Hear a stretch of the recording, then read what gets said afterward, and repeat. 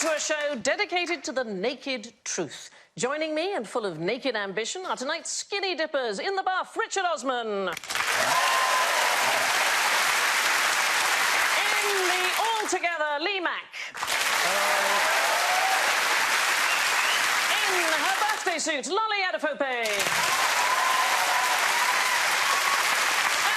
And indescribable, Alan Davis.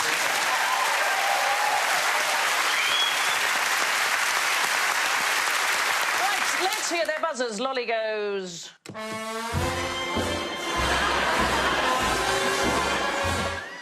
Richard goes...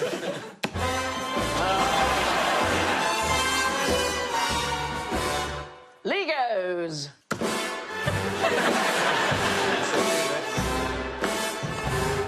And Alan goes...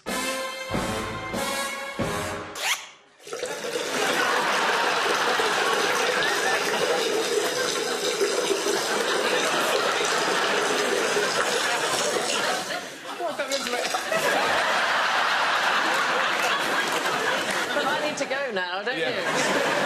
So, Alan, I'm going to start with you. Are you normal or weird? I think I'm normal, Sandy. All right, weird. I feel bad. Yes, you are weird. Anybody here normal? I would say I'll go weird. Yes, normal. Do you feel normal, Lolly? I feel very much at home here. Thank you must have a strange house, but there we are. What about you, Richard? Normal? I'm going to go on a crazy limb. Yeah. And say maybe I'm a little bit weird.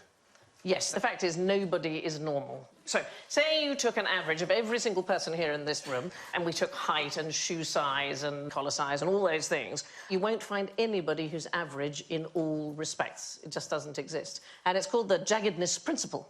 And it really matters. So in the 1940s, the US Air Force, they thought, I know what we'll do. We'll design a cockpit that fits absolutely everybody. The cockpit has yet to be designed. Yes, that is. That will fit my proportion. Yeah. In what way? Oh, in a plane. In a plane.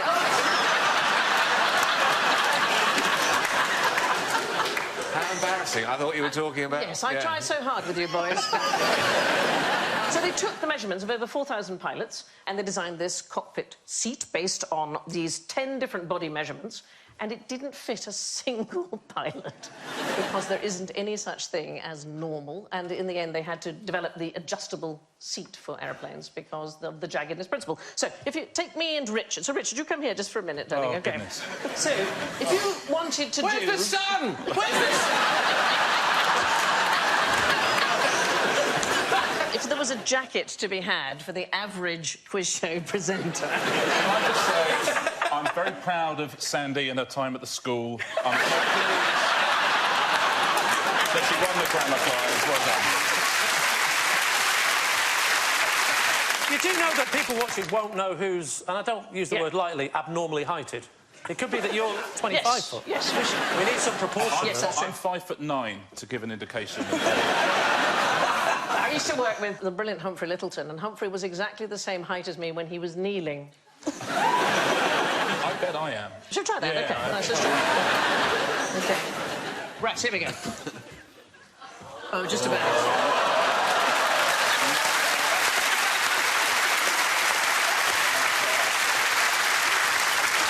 Play you at netball any day. So, trying to find an average person is unbelievably difficult. The Australian Bureau of Statistics used the national census to try and find an average Australian. So here's what they announced. She was a 37-year-old woman. She had a son and daughter. He was 6 and she was 9. The woman is 5'4" and 11 stone. She's got a 3-bedroom house with about £200,000 left on the mortgage. Her family came originally from the UK. That is the average Australian. And then they couldn't find a single person in the entire country who matched it. I think it's me. Well, are you 5'4"? Yeah. Are you Australian? We were so close. Yes. OK, try this one, all right? So this is a 2014 dating site. They surveyed 2,000 London men. So the ideal London woman, here's what she looks like. 5'6". 5'4". 5'4", OK. 9 stone, 34C bust, drinks white wine, has no tattoos and supports Tottenham.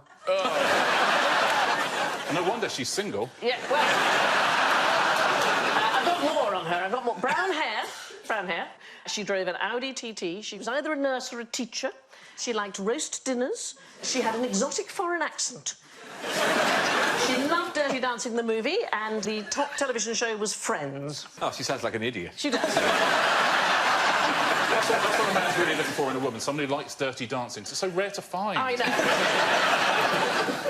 I don't think I have any of those Don't have qualities. brown hair. It's kind of black. OK.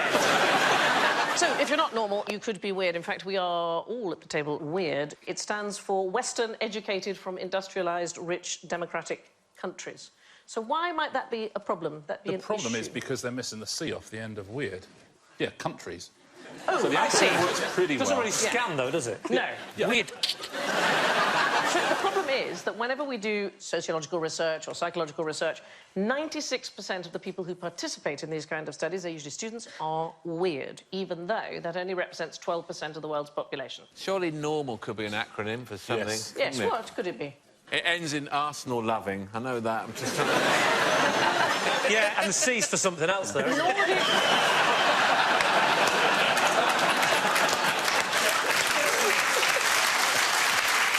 Nordic men, Arsenal loving. Yeah, like John Jensen.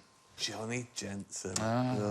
Is he a Danish footballer? There he was, yeah. Yes. I used to Scored one work in goal a in the- bookmaker's, and John Jensen used to come in, put bets on, and he put 50 quid once, and it won about 400 quid, and he never collected it. No. Wow. If John Jensen's at home watching this, he'd be I like, know. this is unbelievable.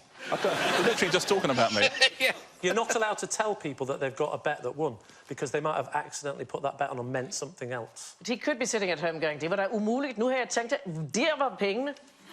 Typical Jensen. Yeah. Was he the Swedish chef or something? Yeah. He scored in the final of the European Championships when Denmark won the tournament in 1992. Stunning goal against Germany. Arsenal signed him, and he didn't score again for 3 years. I was only 2 then. Yeah. OK, I'm going to just cry for Are you a football fan? Coys, coys, coys is all I know. What is that? Come on, you Spurs.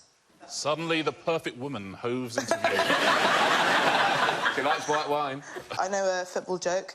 Oh, I bet Ozil might have asthma now because of all of the dust on Arsenal's trophy cabinet. Oh. A good joke. That's I don't know anything about football. I think you've caused a frisson. I can feel it in That's the the room. noise of a frisson, isn't it? It's a frisson. John Jensen's throwing stuff at the telly right now. He can't afford a telly. He left his money at the bookmakers. He's not watching the telly now, he's round at William Mills banging on the window. Anyway, none of us is normal, but we might just be weird. Now, let's look at some naked apes. What did the Neanderthal take with him when he went clubbing? Are you meaning a club to club things with?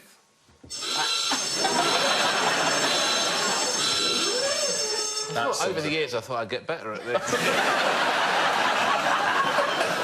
We've all been hoping, Alan. Given that Alan got a klaxon for saying Yes. clubs, I'm guessing he didn't use clubs. Very Or she. good. Yes. No, he or You she see? did not That's use- how to do it. They lived above the tree line. They lived in a desert. There weren't any trees. Otherwise, you'd use a branch. No, but they had spears and arrows, which had presumably got wooden shafts. They couldn't get near enough to club anything. It was too dangerous. For all we know, they didn't have clubs. I mean, the main thing about it is that we've never, ever seen anything shaped remotely like a club. No artefact anywhere. I base all my knowledge of Yeah. Neanderthal men from the wacky races. I base that.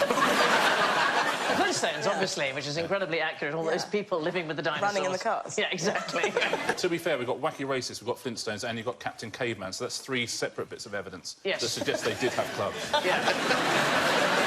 Unless they're all making it up. Yeah. So they didn't take clubs, but they took cameras. Yes. That's one of the earliest photographs. That's incredible. Ever. They couldn't say cheese then, because they didn't have cheese Cheese? for the photograph. Oh, I You know what they said? see. Bason's quite good. Bison. To be fair, you are just saying bison and then smiling. Bison. Yeah. You could say anything, couldn't you? Stick a rock. Feet. But we've never, ever... There's never been a painting, there's never been an artefact. I mean, to be fair, most wooden artefacts will rot. So you get paintings of spears and you get spear heads that you find, but you don't actually get the wooden... You don't get the wooden pole, right? So Yeah. they might have had clubs that have rotted away. I understand that you don't want to go too near an animal with a club, but if you're fighting neighbouring tribes... Probably you would just pick up a stick. But a stick is a club. Well, it's not shaped like a club, that's the point. When is a club a stick? Yeah. When you cover it in chocolate. It's the makings of a double act here. What they do find a lot of in Neanderthal sites is bones, though, so they might have done that thing like from Tales of the Unexpected, where they got a frozen leg of lamb and used that as a club and then ate the evidence. The freezer was also an early invention. I'm sorry, Lolly, I apologise. I'm really learning a lot. You're learning, that's good. Because I feel like knowledge is draining from me as I speak. Now a question about the bare necessities of life, such as shelter. So who lived here? Not Massive. bats. Massive? No, I said massive. OK, and what did you say? And I said not bats. Not bats, OK. So between us, the answer is massive, not bats. Yeah. It's a type of not bat, the massive not bat. Yeah. We could go through a long list of things that didn't live there. John Jensen. And he's still playing or not still playing? No. I mean, probably has a kick about with his kids in the garden, you know. I know he's not betting anymore. Anyway, these caves, I can tell you they're in Brazil. Oh, Brazilians. Is not correct. They sometimes went as deep as 70 feet. They had multiple chambers. Is it some sort of massive animal? Yes. Is it termites?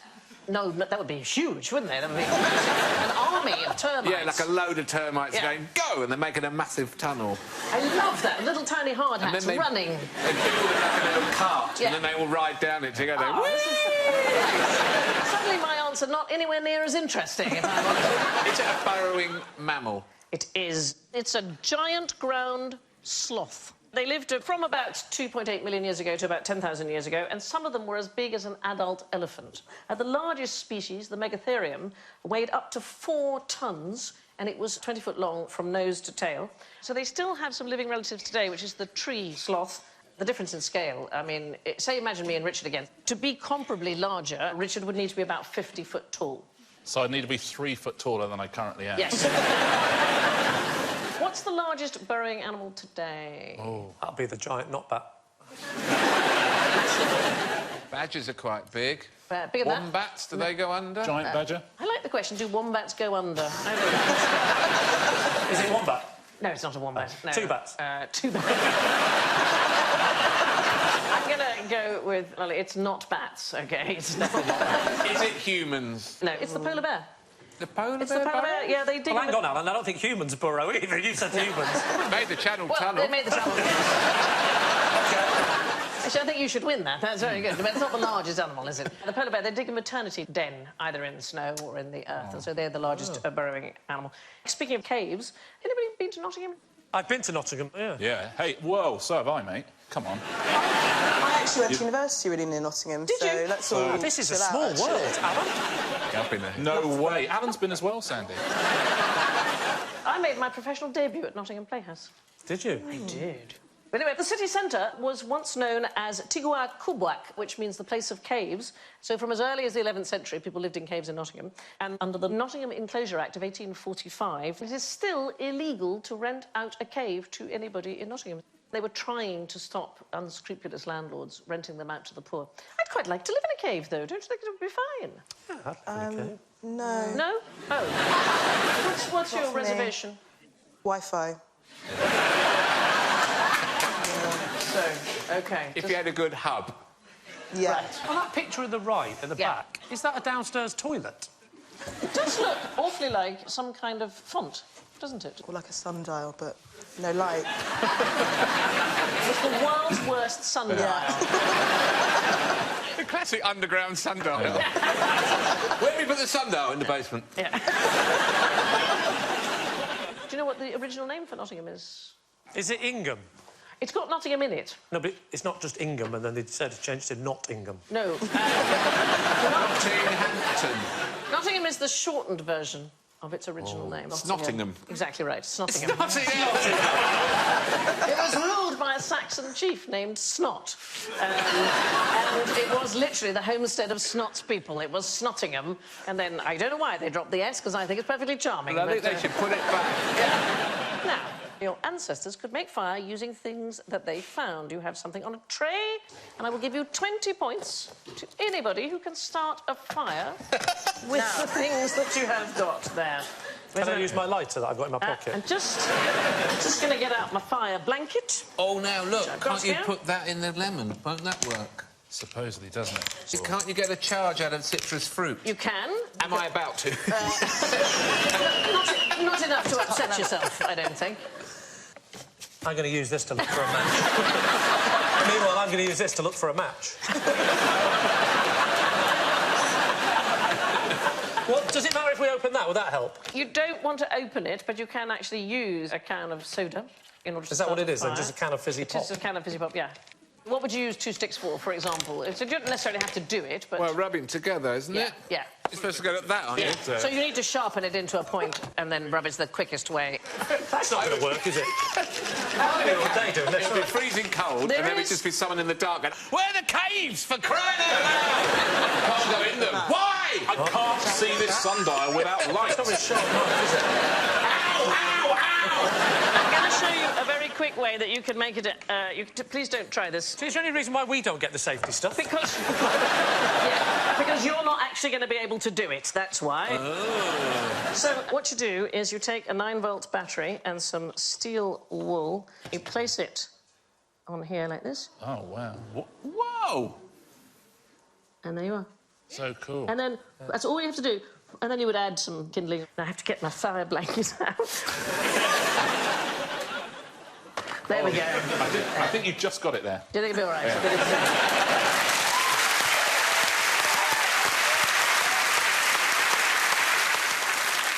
So you can still do it with these things, isn't it? OK, if you look at the base of your tin, you can see that it is a concave Yes. shape. If you polished that, you would be able to reflect enough sunlight in order to be able to make fire. And in fact, we can demonstrate this in the studio, but obviously we're going to need experts. So we have with us our friends from the Festival of the Spoken Nerd, the science comedy phenomenon. They tour all over the UK and have brought one of their experiments from their show. Please welcome Matt, Steve and Helen, the Nerds.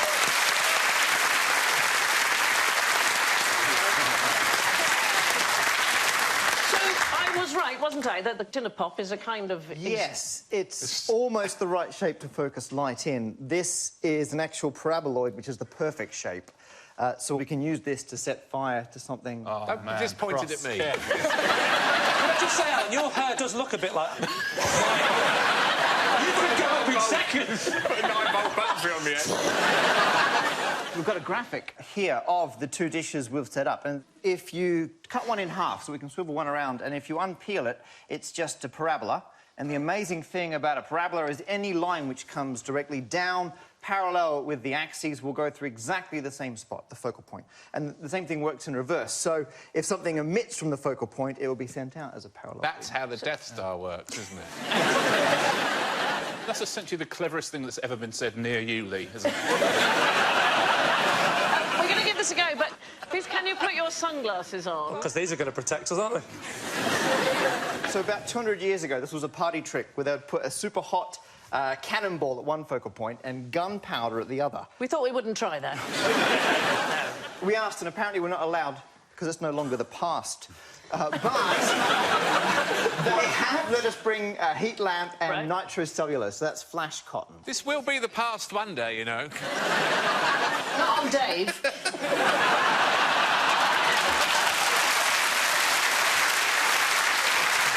All right, are you ready? Yeah. Yeah, don't worry, it's not right in my eyes.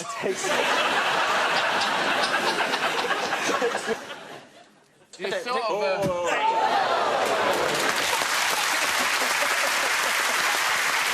Fantastic! The Nerds! Fantastic, guys. Thank you so much.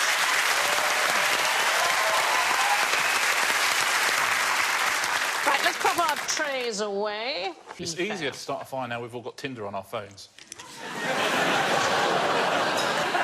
We don't all have Tinder on our phones. So... Some of us are grinder people.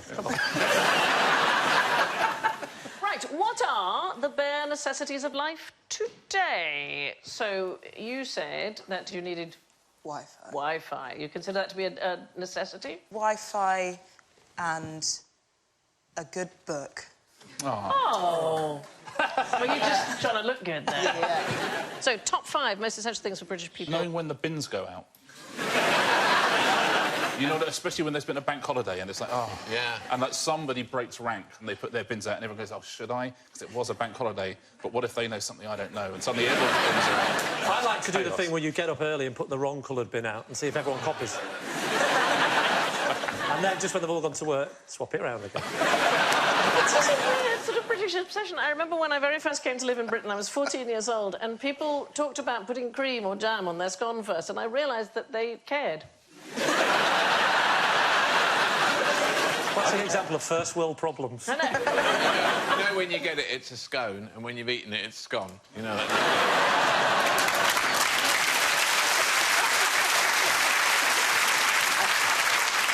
Yeah, you got the... That's the sound of John Jensen chuckling away, going, you know, I wasn't sure about this programme at first, but... So, you are right, Lolly. An internet connection is the very first thing people decided was most important. What's next? Mobile phone.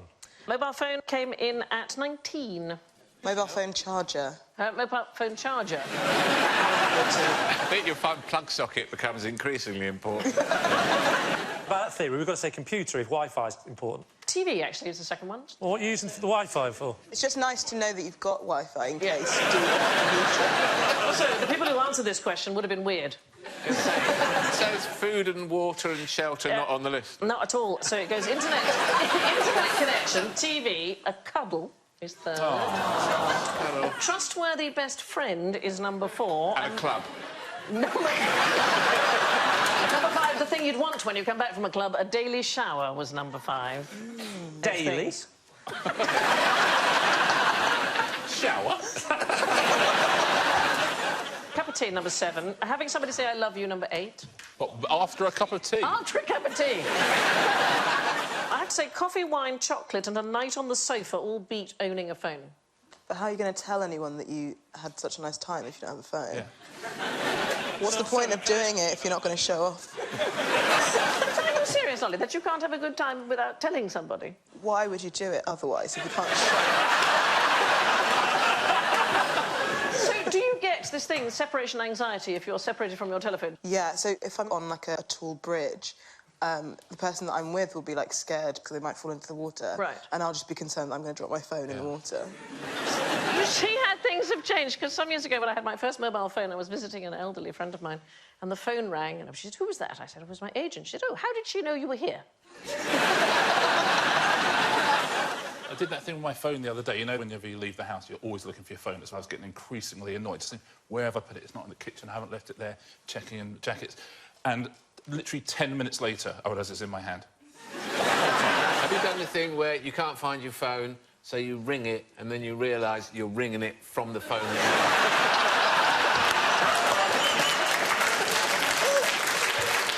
And it doesn't help because it's engaged. There's a study done, California State University. So what they did was they got half the students who took part to turn off their phone and put it away out of sight, and the other half had their phones actually taken away. And then they measured the levels of anxiety every 10 minutes, OK? So people who used the phone very little, there was hardly any increase. But people who were heavy users of the telephone, it went up every 10 minutes for the whole hour until they became unbelievably anxious. And apparently some people call it FOMO. Do you know about FOMO? F-O-M-O? Fear of missing out. Fear of missing out. And FOBO, do you FOBO? Fear of... Bogging off. Fear of being offline. But I don't know whether it's to do with the telephone or people aren't just any good anymore at just having nothing to do. So they did this extraordinary study in 2014, a guy called Professor Timothy Wilson at the University of Virginia, and he put people in an empty room and they didn't have anything at all in there apart from a device which was attached to their ankle with which they could decide to give themselves an electric shock. 18 out of 42 of the people who did it, I have to say more men than women, chose to give themselves at least one. Is that because the women didn't have to operate it? Just asking. You do know there's been a regime change, don't you? And now a question question about naked ambition. Do you know what this man does faster than anyone in the world? It's actually amazing. Hair growing. Oh, yeah, hair growing. Because I want to see that. What's the thing that we talk about? It's always impressive. You go, wow, he's the fastest in the world at that. Running. Running, yes. Running. He's not faster than Usain Bolt. You're not going to say that. In a way, he ran the mile faster than the current world flat record. So, a downhill runner? He's a downhill runner. He's a British athlete. And when he was a 16-year-old schoolboy, he ran the fastest mile ever. In 1996, the Meltham Maniac Mile. So it's 1 mile down a fantastically steep hill just outside Huddersfield. The course drops 400 feet. It has since been banned, this race, for health and safety reasons. But he completed it in 3 minutes and 24 seconds. You have to keep running. You can't roll. stop. No, you can't roll. This is the most British race, I think, of all time, because it says that the course started at the cattle grid by Tinker Lane. Did they stop it after a terrible injury or just because something could happen there? Yeah. Well, we can find out because Craig Wheeler, fastest man over a mile, is in the audience. Oh!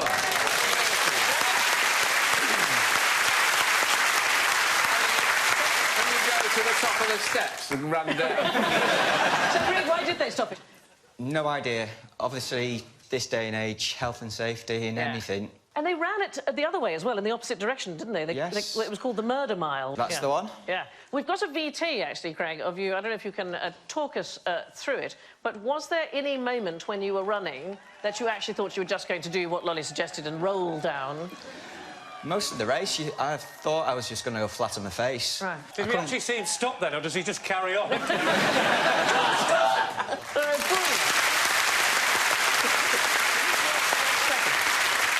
seconds faster than the world record for the flat mile.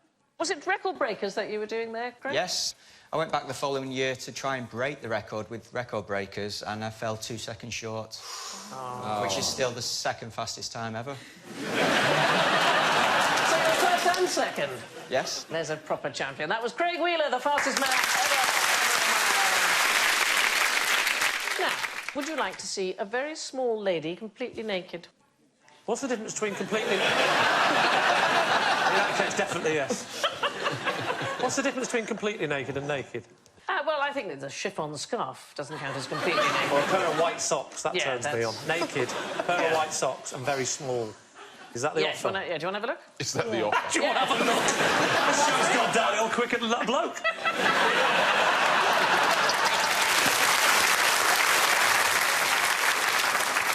Have a look at this. It's incredible. Look at that. So this is a sculpture created by the South African artist John T. Hurwitz, and this woman is roughly 100 microns tall, so she is far too small to be seen with the naked eye, and she is, in fact, depicted standing in the eye of a needle. Come on. How did he do it? It's science. Can I just say, you just said the word, it's science, like there's no way I'm going to understand it. I was trying to lead you in gently, but you won't.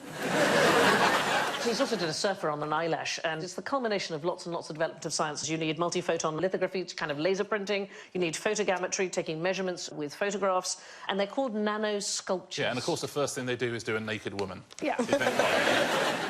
But if you think about how small this is... So a nano means 1 billion. So a nanometre is 1 billionth of a metre. That is about the length that a fingernail grows in a second. There's a lovely quote from Horowitz. He says, "The nanoworks that I present to you here represent more than just a feat of science. They represent the moment in history that we ourselves are able to create a full human form at the same scale as the sperm that creates us in order to facilitate the creation." Well, I must say, as a blurb for a show, that is... Too long. It's too long. Too long. It'd be great if he tried to carve that onto the statue, wouldn't it? Hard enough doing the nipples, I can't do all that. It's not modest, is it? Yeah, really not. What I just did, yeah, it's just the dawn of a new humanity, nothing. Also, we've only got his word for it, he did it. Are you saying it doesn't exist? Well, all you got to do is stick a picture of a naked woman on the bottom of a microscope.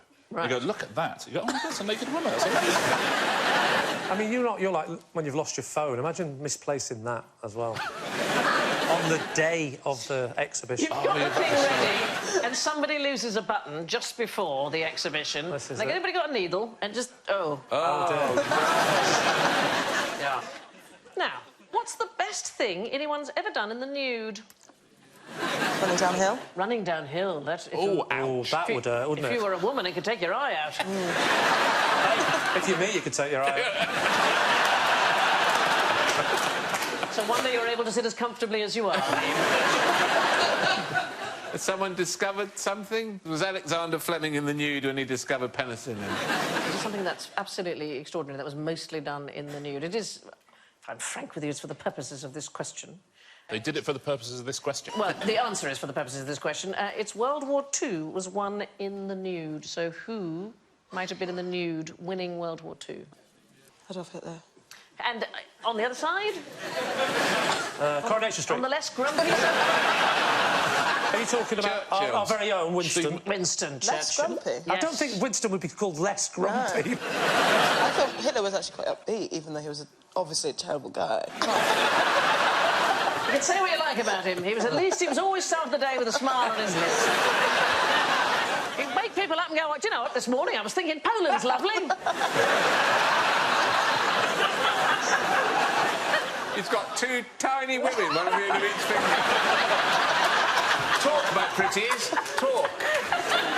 It looks like he's just thrown a dart, actually. It's like he's got a dartboard at the end of the bath. That's like your perfect... having a dartboard at the end of your bath. That would be great, wouldn't it? Imagine how clean you'd be. Oh, that would be fantastic. And then you end up one of those targets in a rifle range where you get them out again and then wind it back. Is it a boy thing? Can you imagine having a dartboard at the end of your bath? Oh, yeah, definitely. Yeah, love it, yeah. Just me, then. Darts. It's something to do with dartboards. It's something that he invented whilst in the bath. He loved to be naked. In fact, he so often received people while he was in the bath that his ministers and staff officers were nicknamed companions of the bath. And, Oh, that old chestnut. That's when he got out. Sorry, no,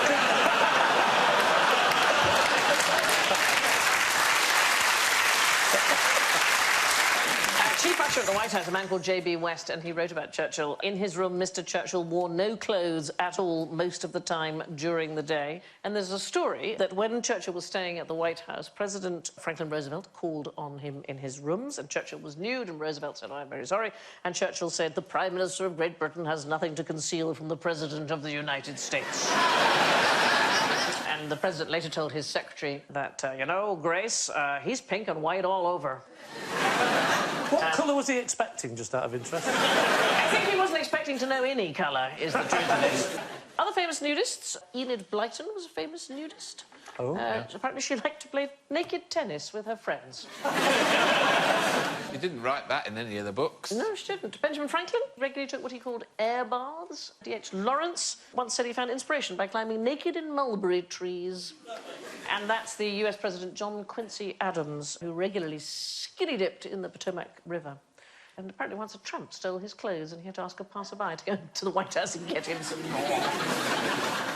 Every now and then you see in the supermarket in the summer, you see a man who's topless, don't you?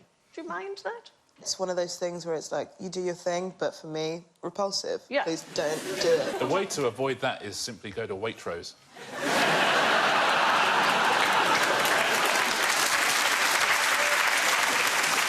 I've never understood that. It is... See, I'm the opposite. I think it's completely fine to be absolutely naked in Lidl. What's wrong with that? Unexpected item in bagging area. You pay extra 5p for that. I'm not doing that. Until 1938, in America, it was illegal for a man to be topless in public, and that included on the beach. So in 1935, 42 topless men were arrested on a beach in Atlantic City, and the people responsible for the arrests declared, we'll have no gorillas on our beaches. They used to monitor women's bathing suits as well, so in the 1920s, there were special deputy sheriffs sworn in on some beaches in New York. They were all women, they were called sheriffettes, and their job was to measure the distance between the bottom of a woman's swimsuit and her knees. And actually, when I was at boarding school, at the beginning of every year, you had to put your skirt on and then you had to kneel in front of matron, and the top of your... the hem had to touch the floor, and if it didn't, you had to go and get a new skirt. Or a bigger pen. Bigger pen. Just get a bigger pen and they can have a shorter skirt. Bigger pen, you see, so it reaches the shorter skirt. It was pen, Lee. Hem. There's the Oh, problem, they said yeah. pen. No, hem. I love the lead. I love that Lee has such confidence. He's thinking, there is no way that joke didn't work. Yeah. There must be a technical error on that, because this is gold, this stuff. Oh, we're hen! Yeah. Now, while we're in that area, what can't you do to a naked Osman in Kyrgyzstan? I genuinely turned around there because I thought Alan's head was blocking something else I wanted to do. I thought you were going to say, I remember that horse then. 2 wonderful weeks with her.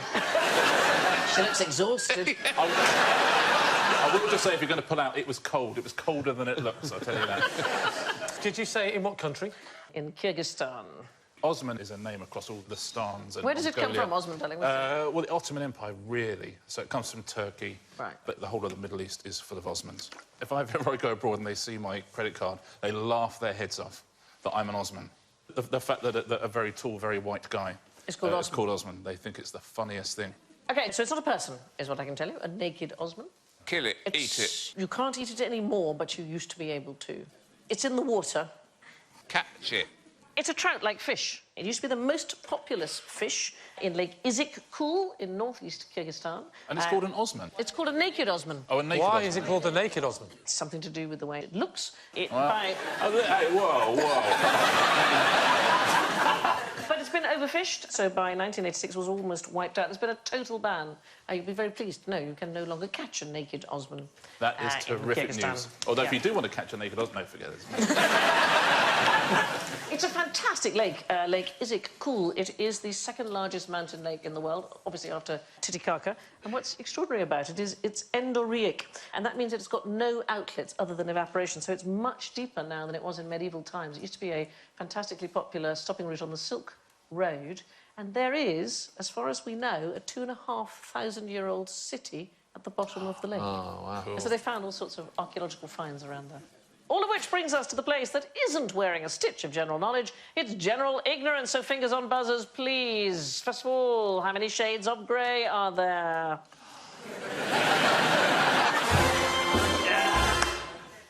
One. Is not right. Is it 49.9? Unlimited. No, well... Limited.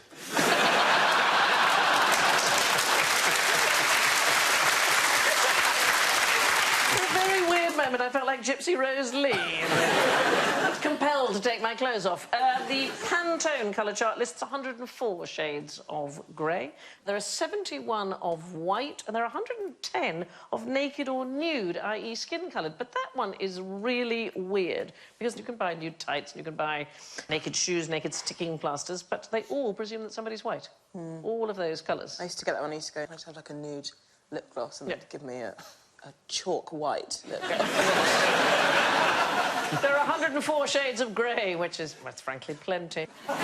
When you're fishing, which fish should you throw back into the water? Yes, Lee. The ones that are slightly undersized. Oh, no, I didn't say that. There's a big difference between small and slightly undersized. I have to use that line all the time. It would be awful, wouldn't it, in the bedroom if you said, that's not small, it's slightly undersized, and that sound came in. All right, small. What it is that we now think the reverse of what we used to think, which used to throw back the small ones to give them a chance to grow. In fact, a population of larger, older fish is much more stable. If there's a lack of food, for instance, then a few big fish will eat less and they will survive, and the older fish are also going to provide stability to the population because they are going to provide more and better quality offspring. So it's exactly the reverse of what we used to think. I cannot believe fishing just got more boring. So, anyway, name an extinct animal with teeth like sabres. No, you were saying... No. Is it the sword-toothed cat?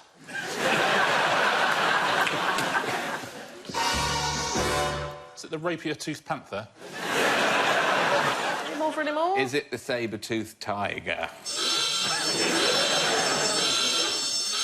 It isn't that. Why isn't it that? Because they didn't actually have Teeth like sabres? Because no such animal ever existed. That's what I said. That's Yeah. exactly Yeah. right. No wonder it's extinct. There's never been a saber-toothed tiger or a lion. The saber-toothed... Never been a lion? Saber-toothed lion. Oh, no. I see. I think you said there'd never been a lion, full stop. I thought... Yeah, there's I've been just a been lion, falling yeah. for this. Yeah. It's a man in a costume at the zoo. Yeah, it's a lion with the hem of his skirt. No, Pen? What's he doing with a pen? There's never been a saber-toothed tiger or a lion. The saber-toothed cats, not closely related to either tigers or lions. In fact, they weren't even cats, strictly speaking. They were kind of stocky and bear-like. Looks like a sloth. It does look in the sloth area, doesn't it? And they range in size from a large pet cat to one the size of the horse that you took on your holidays. When you say took... Two-way thing. Yeah. There was a saber-toothed trout. That there was. 6.5 feet long. Wow. Shut the front door. Yes. But there's no such thing as a saber-toothed tiger, and there never has been. What is this noise?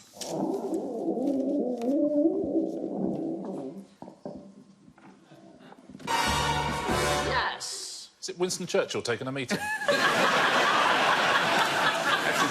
That's his bath when they heard about the invasion. Really unpleasant. Being nervous? No, I'm not nervous.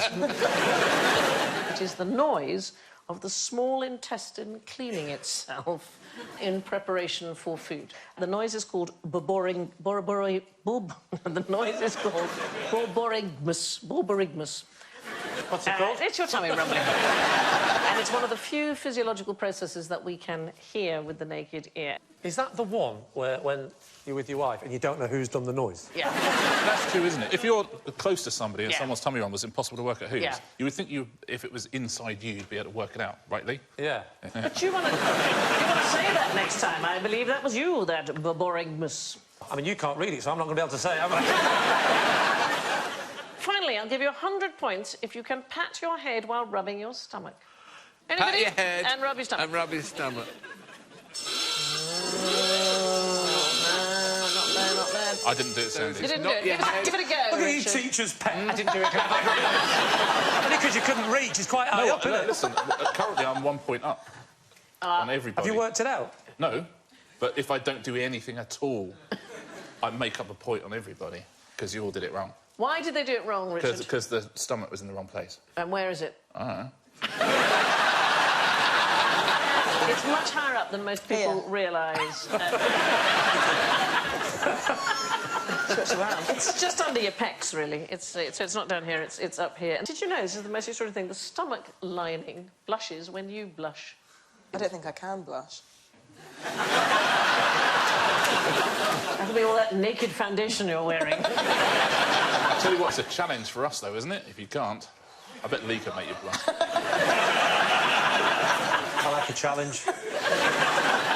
So to the scores. Well, Richard was exactly right. With a magnificent 1 point, this week's winner in first place, it's Richard. Second place, with a fantastic debut of -8, Lolly. In third place, -20, it's Lee. Thank you. I'm happy with that. With -35, it's Alan.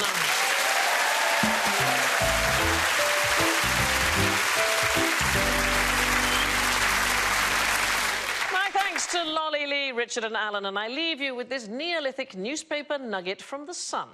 This woman walked very close to me, and it was obvious that underneath her clothing, she wore little or nothing.